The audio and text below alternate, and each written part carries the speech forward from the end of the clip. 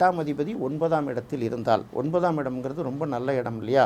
8ஆம் அதிபதி போய் அங்கே உட்காந்ததுன்னா வாழ்க்கையில் நாம் அனுபவிக்கக்கூடிய அந்த நல்ல விஷயங்கள்லாம் இருக்குது இல்லையா, இதுக்கு எல்லாத்துக்கும் தடை போட்டுக்கிட்டே இருக்கும். இன்னும் சொல்லப்போனால் தந்தை வழியில் பார்த்திங்கன்னா வம்பு வழக்குகளை நிறைய சந்திச்சிருப்பாங்க. நிறைய விரயங்களையும் கஷ்டங்களையும் அந்த அவங்க குடும்பத்துக்குள்ள அண்ணன் தம்பிகள் பங்காளிகள் மாமச்சான்லாம் சொல்லுவாங்கள்ல, இவர்களுக்குள்ளேயே ஒரு இணக்கமாக இருக்க மாட்டாங்க. அதே போல் 8ஆம் அதிபதி 9ஆம் இடத்துல உட்கார்றது என்னென்னா, நம்ம நினச்ச வேலையை என்ன தான் வசதி வாய்ப்புகள் இருந்தால் கூட நினச்ச நேரத்துக்கு செஞ்சு முடிக்க முடியாது. உயர்கல்விகள்லாம் பார்த்திங்கன்னா சில நேரங்களில் நிறைய தடை வரும். இது எல்லாத்தையும் கடந்து தான் நாம் போக வேண்டியதாக இருக்குது. அடுத்து 8ஆம் அதிபதி 10ஆம் இடத்தில் அமர்ந்தால், இது ரொம்ப முக்கியமான பாயிண்ட்டு, இதை பார்க்கணும். பொதுவாக தொழில் ஸ்தானத்தில் போய் 8ஆம் அதிபதி உட்காந்தனா தொழிலில் வந்து நெருக்கடி வரும் அப்படிங்கிறத எல்லாருமே நினச்சிட்டு இருப்பாங்க. அப்படி இல்லை. இந்த இடத்துல இன்னொரு விஷயம் பார்க்க வேண்டியதாக இருக்குது. இது 10ஆம் இடம்ங்கிறது ஒரு கர்மஸ்தானம்ங்கிற ஒரு விஷயம் இருக்குது. இப்போ தொழிலை மட்டுமே இல்லை, நாம் வந்து இறந்தவர்களுக்கு செய்யக்கூடிய ஈமக்கிரிகளுக்கும் கர்மம் அப்படின்னு தானே பேர்.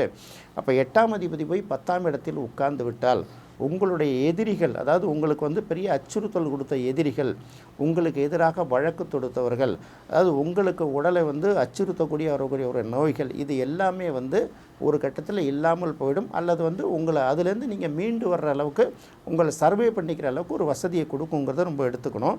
8ஆம் அதிபதி போய் 10ஆம் இடத்துல இருந்தால் நம்முடைய எதிரிகள் வந்து அவங்க வந்து நம்மளை வந்து எதிர்த்து போராட முடியாமல் ஒரு கட்டத்தில் வந்து அவங்க வந்து சில பேர் அல்பாயில் கூட இறந்து போயிடுறாங்க. அப்படி உண்டு.